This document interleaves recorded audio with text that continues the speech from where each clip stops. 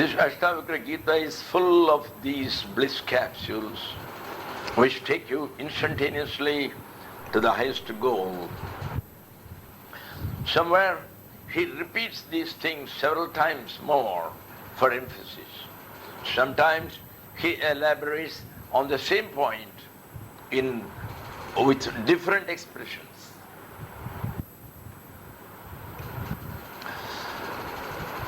It is said that when Ashtavakra was instructing Janaka, the king had just put his left leg on the stirrups, dangling on the left side of the horse, and before he could heave himself up and put his right leg on the other side, he was enabled to have self-realization by these words of Ashtavakra. Here in the Ashtavakra Gita we find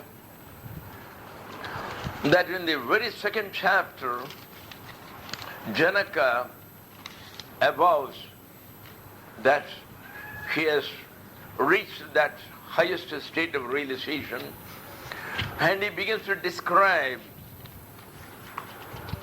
in order to verify from his guru that he was right in his presumption. And on seeing that state which has reached, which is beyond description, again and again he bursts into the exclamations of "Oh." In Sanskrit it is called "Aho, Aho." In several shlokas he says, "Aho aham namo mahyam, daksho nasti hamatsamaha." Oh, what a wonder, what a marvelous thing. What an expert they have become. They have transcended all limitations and has suddenly been transported to the infinity. Aho aham namo mahyam, vinasho yasya nasti me. Salutations to myself, because I don't see anybody else. It is I who has reached myself to the state where I am indestructible, I am now immortal. Thus he bursts into exclamations. The final state reached by a person who is liberated while alive, that is the person who is called as Jivan Mukta. This state is beyond description.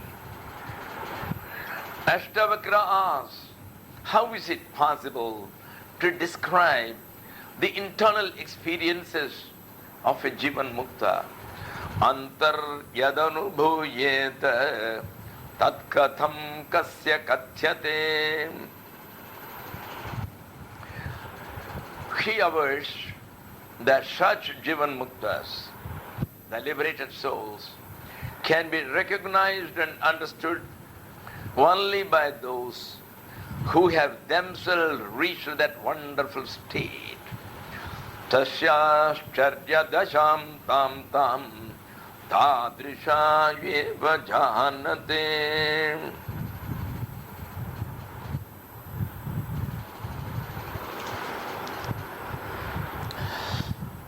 Ashtavakra does not profess to lead us to any place, to anywhere else other than what you are and where you are.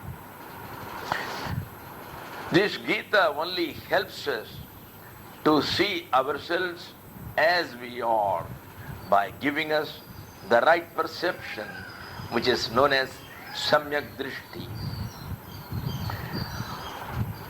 He only enables us to see ourselves as existence, consciousness, and bliss, the bliss supreme, that is Satchidananda.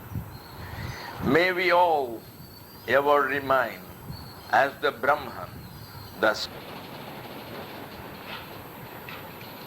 Ashtavakra of Mahabharata fame, as also Raja Janaka of the Ramayana fame. This is a very highly valued classical text on Vedanta. The uniqueness of this book lies in the fact that in the method propounded by Ashtavakra, there are no ladders, there are no steps, and there are no efforts or sadhanas required. You just hear these instructions, let them seep into your heart, and you are directly transported into the absolute, the infinite, into timelessness, into immortality. It may be rightly called as a quantum flight into the absolute. No jet plane or any space vehicle can equal the speed with which you reach the highest goal. It is instantaneous. And I would rather place this text as far above Yoga Vasishta, which is another classical text on Vedanta, which is extolled by many. That is a voluminous book containing over 30,000 slokas or 33,000 slokas, while this Ashtavakra Gita is a small handbook which contains a little less than 300 slokas. The Yoga Vasishta places emphasis on Purushartha, that is one's own effort as the means for achieving the annihilation of the mind and to establish a control over the mind, as the mind is the chief obstacle against our self-realization. This is, on the contrary, this Ashtavakra Gita has got its maximum impact, and it just takes you to the goal just by hearing it. He himself says, Vastu Shravana Matrena Shuddha Buddhir Nirakulaha. Only by just hearing this, your mind becomes pure. Your spectacles are changed. Your vision is different. Your perception becomes perfect. There are many who want to become the Brahman and they strive for it. But Ashtavakra says that they would never succeed. There is no becoming in this pathless path. You just remain as Brahman, you just behave as Brahman. Just be, and you are the Supreme Being. Mudho napnoti tad brahma yato bhavitu ichhati anichan napi rohi parabrahma swarupa bhak. To illustrate this main point, there is a beautiful anecdote I have heard. I don't know whether this has any basis in any text or scriptures. This is again a story of Ashtavakra and Janaka. Janaka Maharshi goes to the banks of the Ganges, seeks solitude in an absolutely solitary place away from the madding crowd. He is sitting and going on chanting loudly one of the great Mahavakyas of the Upanishads. Aham Brahmasmi, Aham Brahmasmi, Aham Brahmasmi. I am that Supreme Brahman. I am that Supreme Brahman. I am that Supreme Brahman. It so happened that at that time, the great sage Ashtavakra was passing by that way, and he saw Raja Janaka chanting loudly, Aham Brahmasmi. He went and stood before Janaka. He was having a staff on one hand and a kamandalu, a vessel for keeping water, in the other hand. And Ashtavakra began to shout, this kamandalu is mine, this staff is mine, this kamandalu is mine, this staff is mine.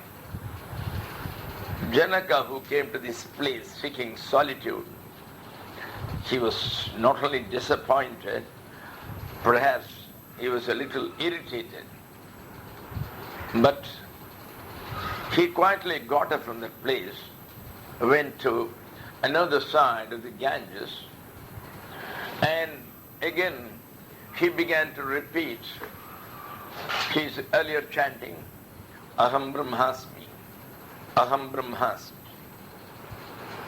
Ashtavakra perhaps was a little mischievous. He went and stood before Janaka again and began to shout loudly as before, this kamandalu is mine, this staff is mine, this kamandalu is mine, this staff is mine. Now, Janaka's anger knew no bounds.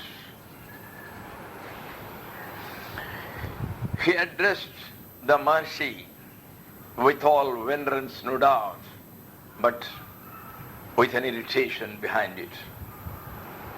Oh, my dear sage, whoever disputes the fact that this kamandalu is yours and this staff is yours, I assure you the staff is very much yours and this kamandalu is very much yours.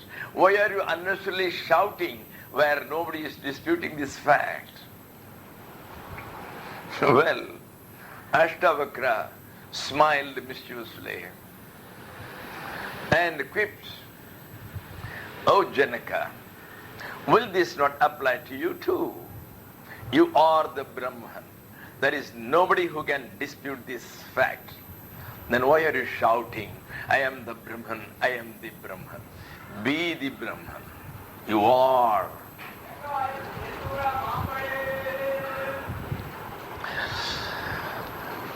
And that is why Ashtavakra says,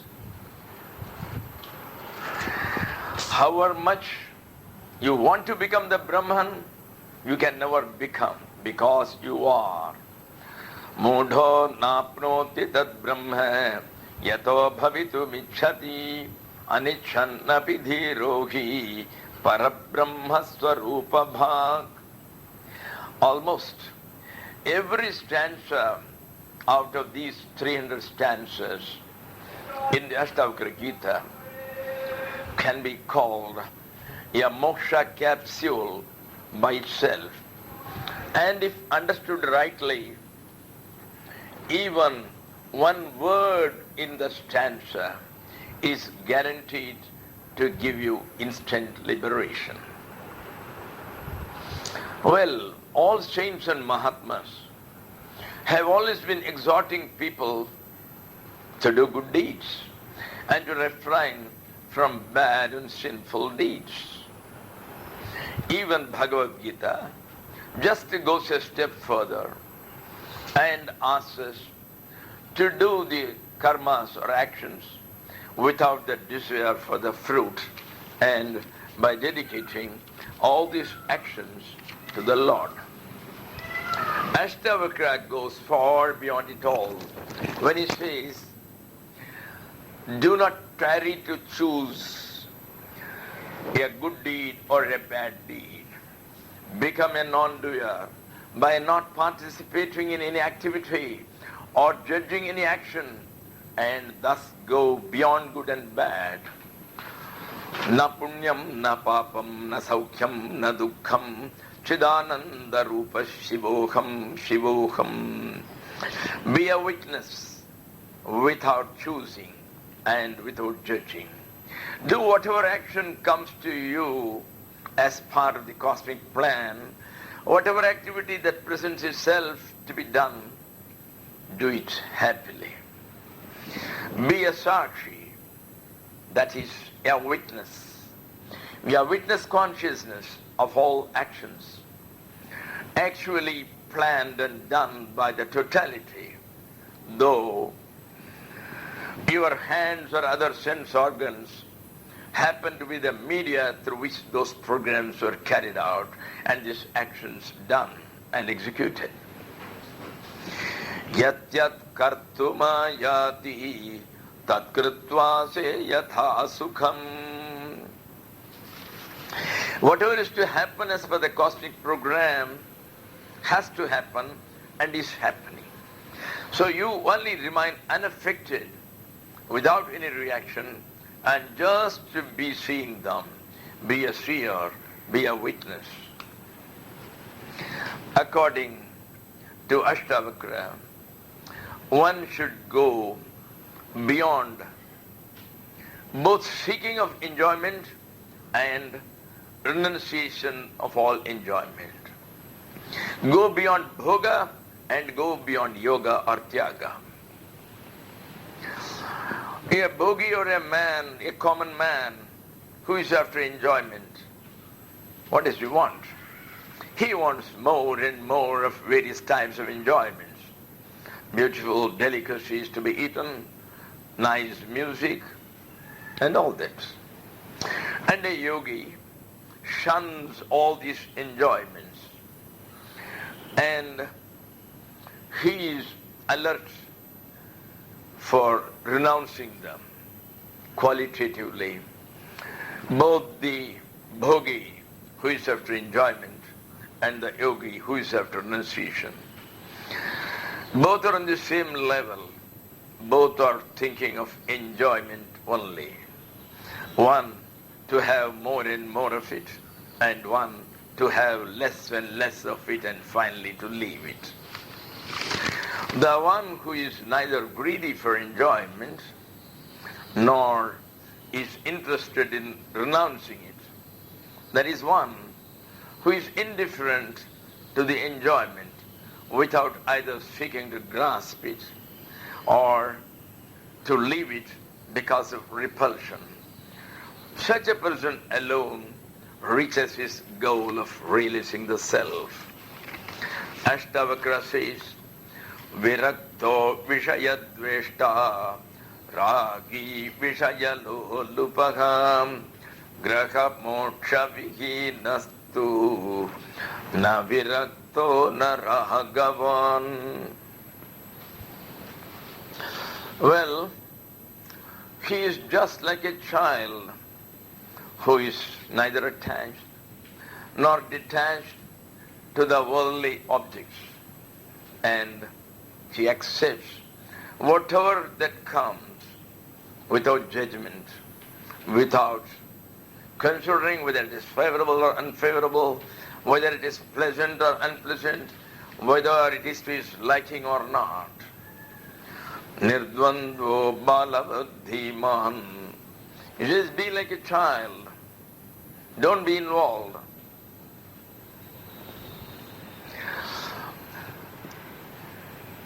According to Ashtavakra, one should not think of renouncing the world and getting out, running to the jungle or the Himalayas like a monk in order to get rid of miseries. A Jivan Mukta, that is the man who is free or liberated while alive. He is free from miseries while in this world because he is not attached to any object and he never feels miserable. Naturally, the question of his thinking of renouncing the world and running anywhere does not arise.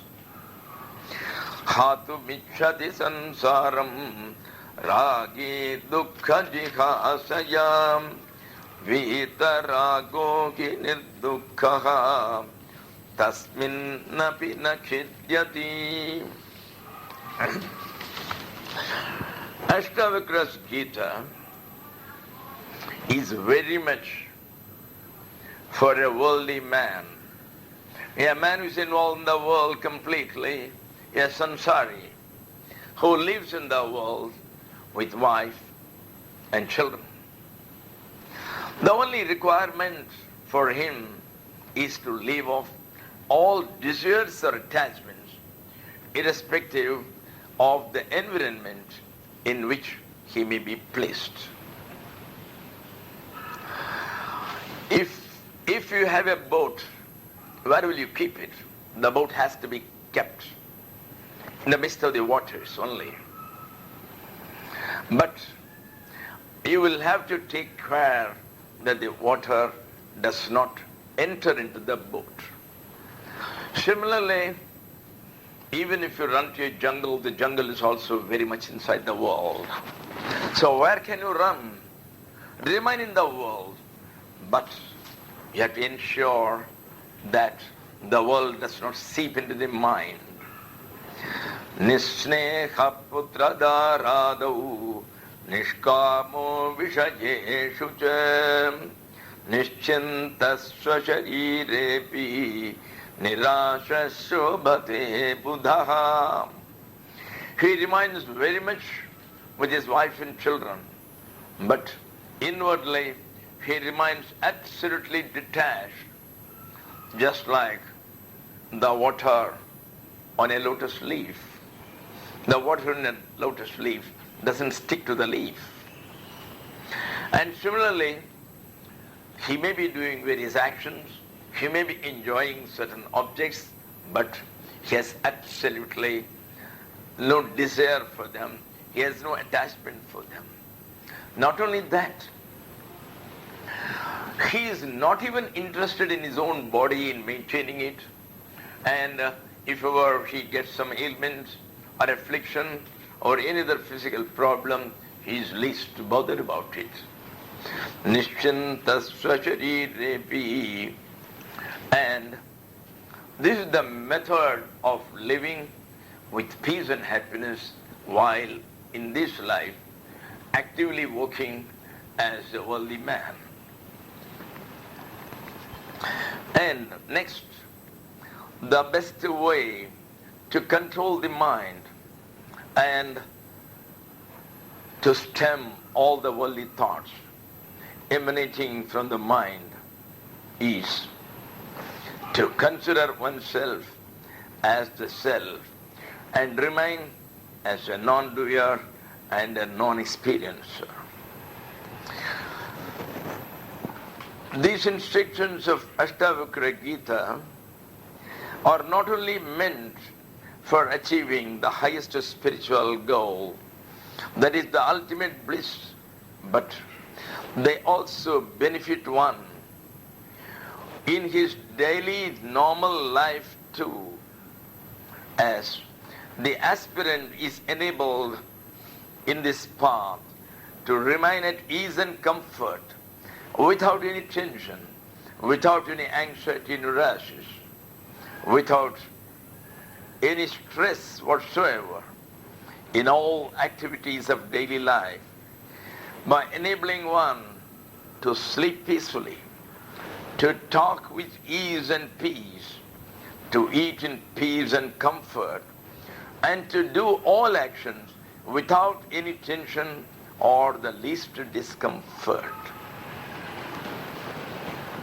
Many of us, we may be sitting, we may be eating, but the entire mind is in turmoil, thinking of the strike going on in your factory, because of which the production has been stopped, planning how to have talks with the union, how to resume the working of the factory.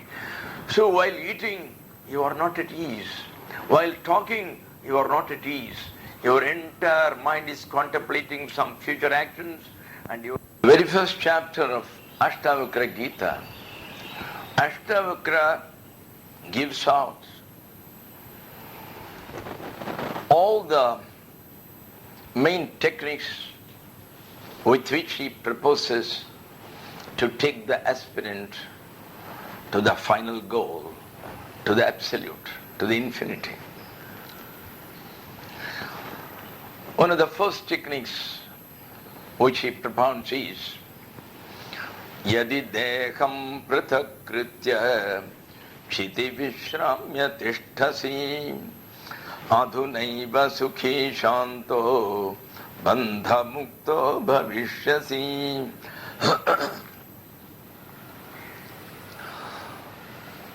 All philosophy, including the philosophy of Lord Krishna as propounded in Bhagavad Gita, they start with this.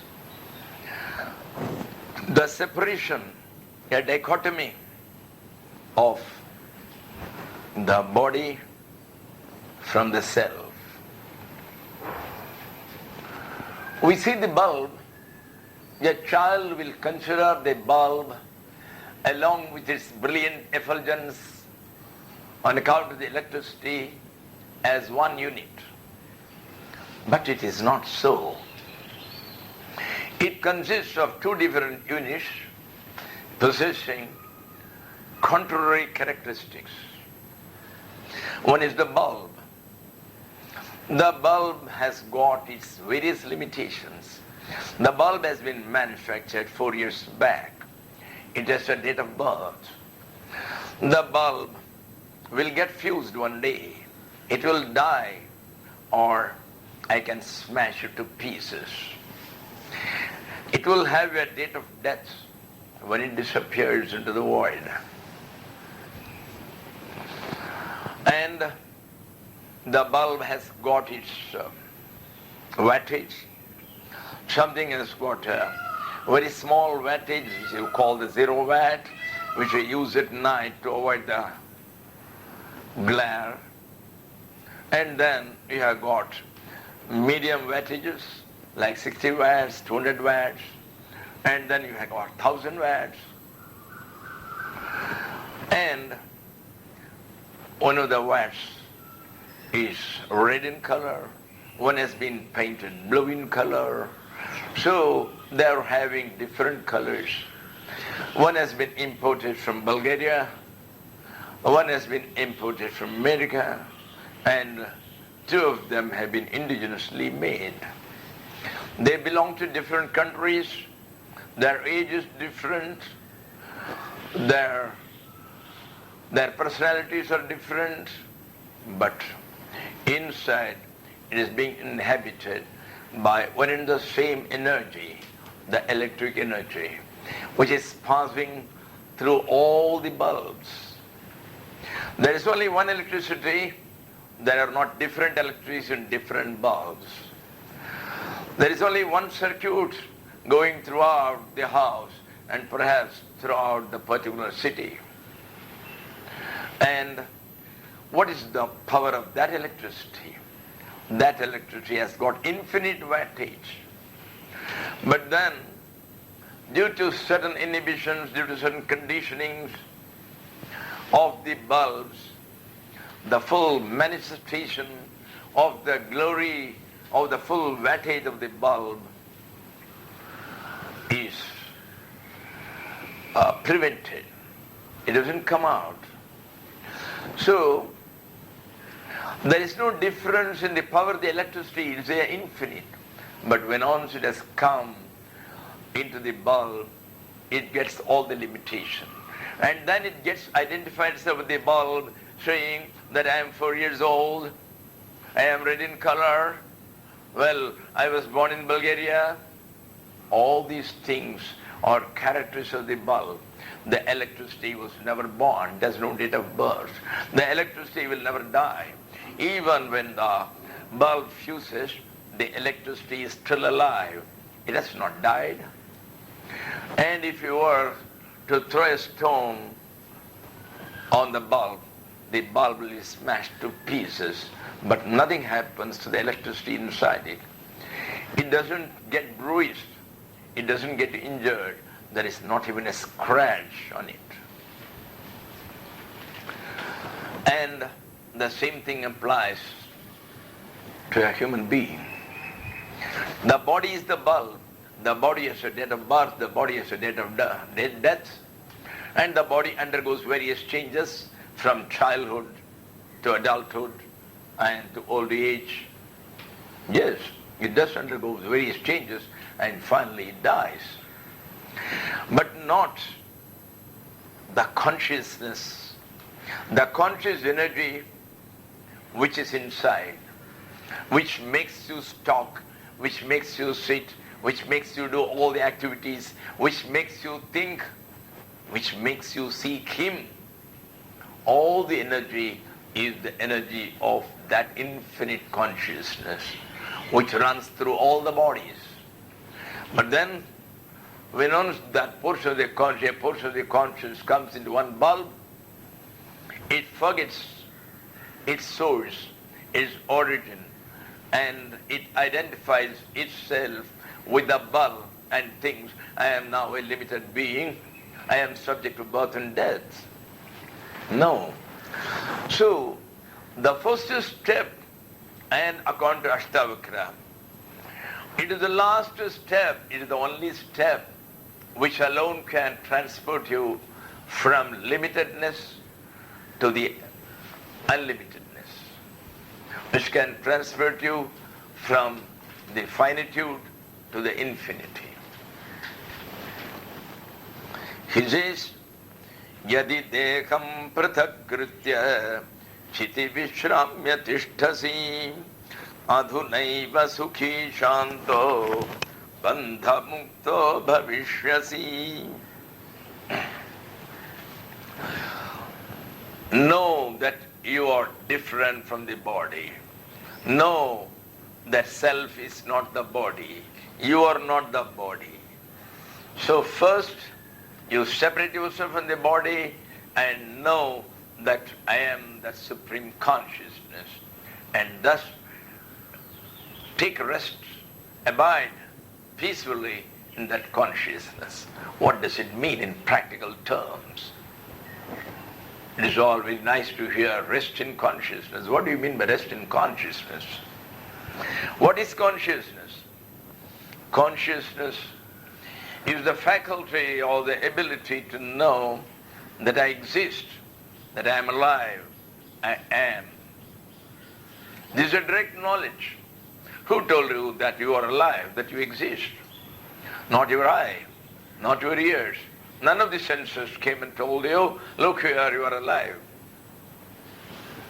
It is a direct knowledge. It is a knowledge which comes not through the medium of the senses. It comes directly from the ultimate source. So, remain in that consciousness, that is, remain as I am. Don't add any further qualification to that amness. Don't say, I am a Hindu, I am a Christian, I am a Brahmin, I am 25 years old, I am an MBA, I am an engineer, I have got a fair complexion, I have got a wife. No qualifications whatsoever. Remain simply in your existence. Remain as I am. In that amness, a child which has just been born, which has no vocabulary, which has not accumulated any conditioning yet in this birth, what can it think of when it takes the first whiff of breath after the nurse has taken it away from the womb and taken away the phlegm obstructing its throat? The very first thought could only be that happiness to be, I am. It will remain that amness, nothing more. It enjoys its sheer existence, the mere existence. Be like that. Everything else requires effort. Meditation, contemplation requires effort. If you have to do a japa 20,000 times a day, chanting a mantra, well, it requires efforts. If you have to go around a shrine, it takes efforts. Here, you relax, you just remain. All miseries start the moment you add qualifications to your existence. The moment you say that I am an engineer, you become sometimes jealous of somebody else who is the president of the country. I am only an engineer. Look here, he is the president of the country. So your misery starts. Say you are a BA or an MA. Then you see a person who is a PhD. Then again your misery starts. Do not have any qualifications. Remain in that emptiness. No miseries will come. No sorrows will come.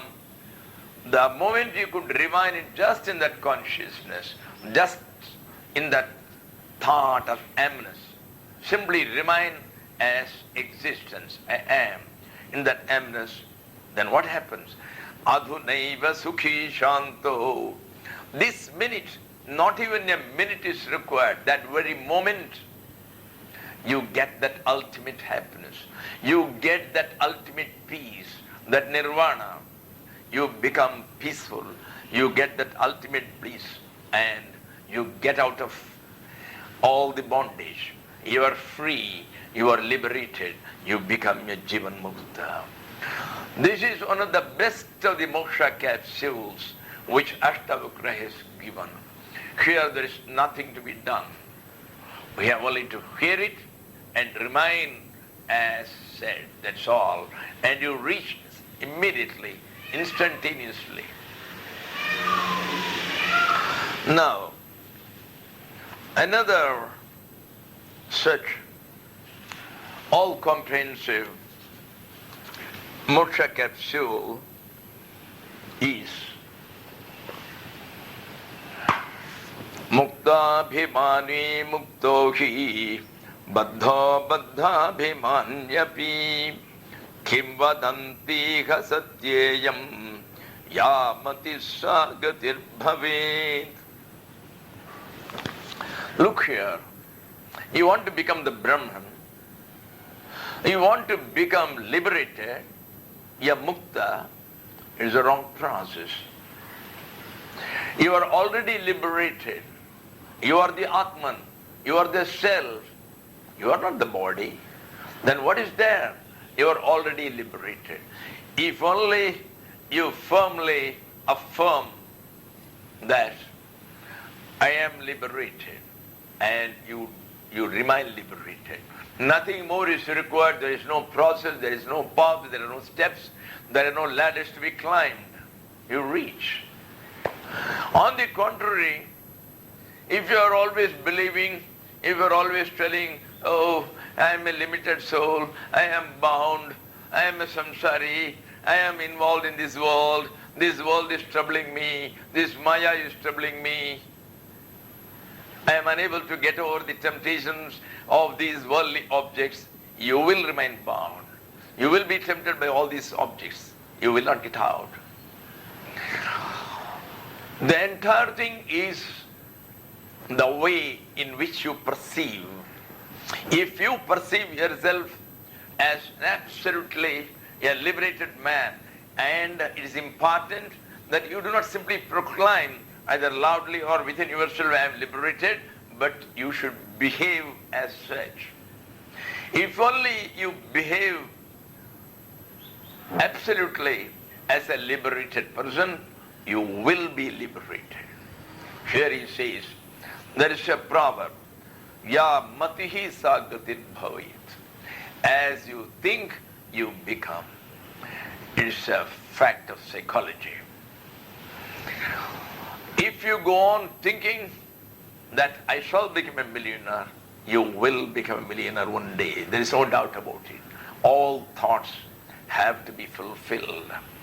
You think that I am liberated, and you behave as liberated, and you will be liberated, and you are self-realized. That's all. He says this proverb is very much applicable in this place.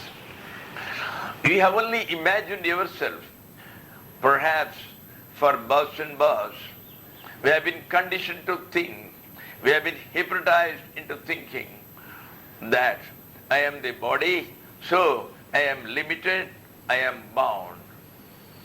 On the contrary, if only you can dehypnotize yourself and suddenly wake up into the fact that you have never been bound. It was only your own imagination. So, and if you were to think that I am liberated, you will be liberated. One can, if he wants, experiment himself for, say, some 3 to 4 hours, say on a holiday or in a Sunday. You just think that today I am going to be a mukta from morning 6 a.m. to 11 a.m. Sit. There is no activity to be done. Yes, somebody brings you a cup of coffee. You need it, you take it.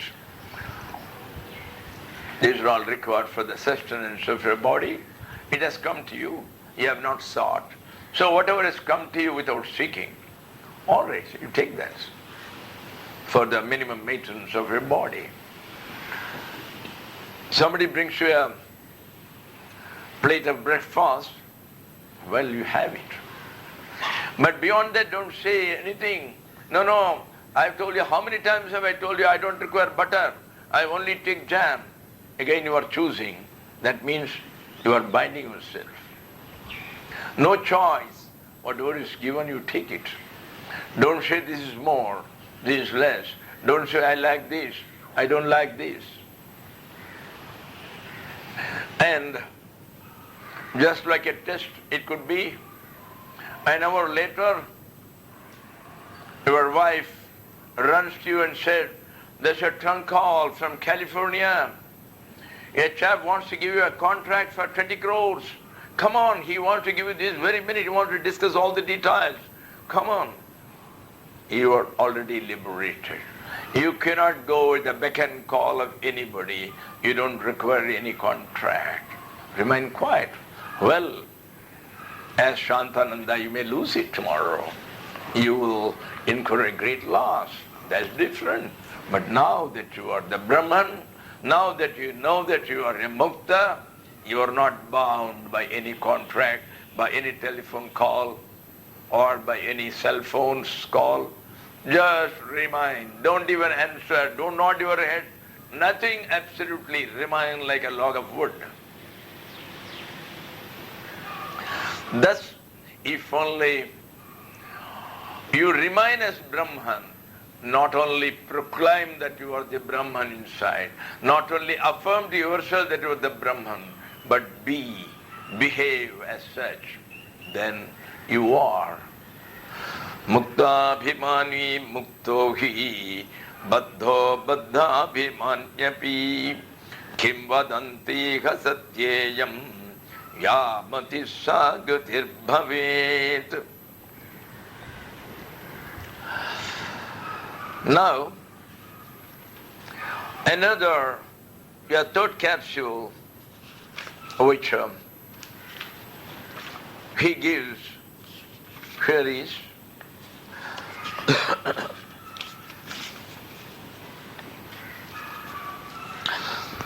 aham kartetyaham mane mahakrishna kidam shitaham naham karteti vishvasa mritam pitva sukhi bhava. The third method is leave off all doership.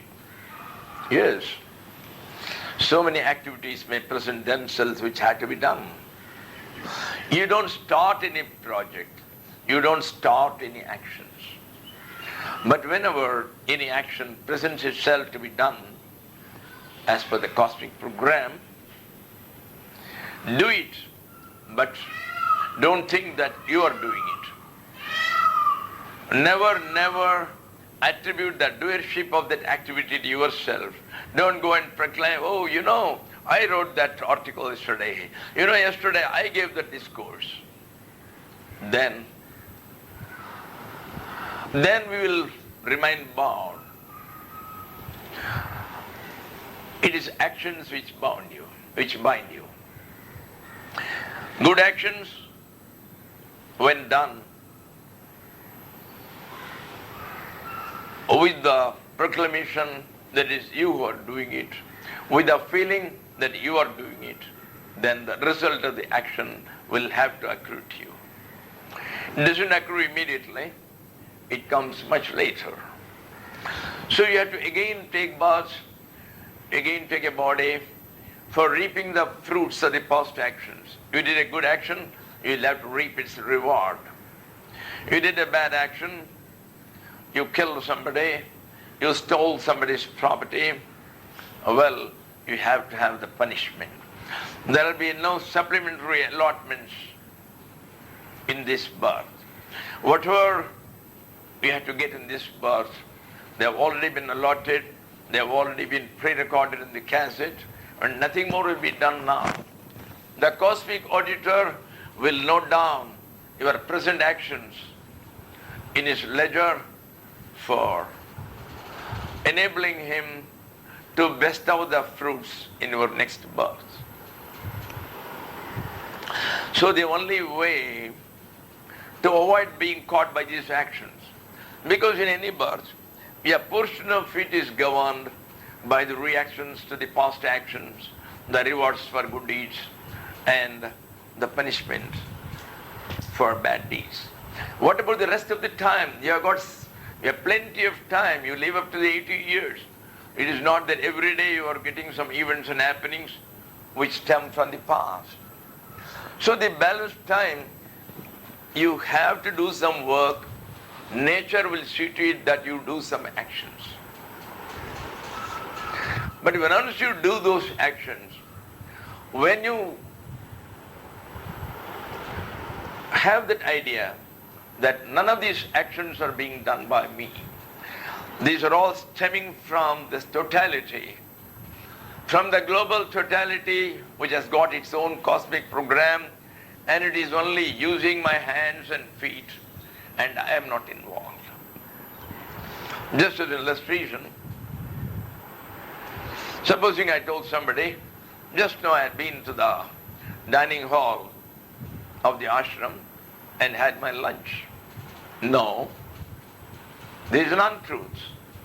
Who went to the dining hall? Not you. You cannot go anywhere, your energy. What went was your body. Your feet took you to the dining hall, your hands contacted the plate and put the contents of the plate in your mouth, and then it was pushed into the gullet. What did you do? You didn't help in the process of the lunch or in the process of eating. What you did, you were only that consciousness. You were that awareness. You were aware of your feet taking you to the dining hall. You were aware of the hands choosing some of the delicious morsels of food and putting it into your mouth. So you were only conscious of these actions, but you never participated in these actions. You were only a witness. If only you continue to be the witness, then none of the fruits of the actions can affect you. Only when you think I am the doer, then the experiences of actions, the reactions, the good and the bad will have to be borne by you. If I think I have taken the meals, then the stomachache also will be mine. The experience also will be mine. As which he says, leave off this idea that I am the doer. Nothing can be done by you. All the programs have already been pre-recorded, pre-planned in that cosmic totality, and the entire world is being run by that cosmic program, and you are only a small part of it. Willy-nilly, you have to adhere to this program and you will be made to do it. You can't wag your little finger by yourself. As such, if only you were to live off this idea of doership, that is enough, that's all. I am not the doer. Whatever actions come, remain as a non-doer. Then what happens? Well, you reach liberation straight away. Amritam pitva sukhi bhava. That's all. You straight away get into immortality and you become happy. Supreme Absolute. Hari Om. Hari Om to your rightful abode.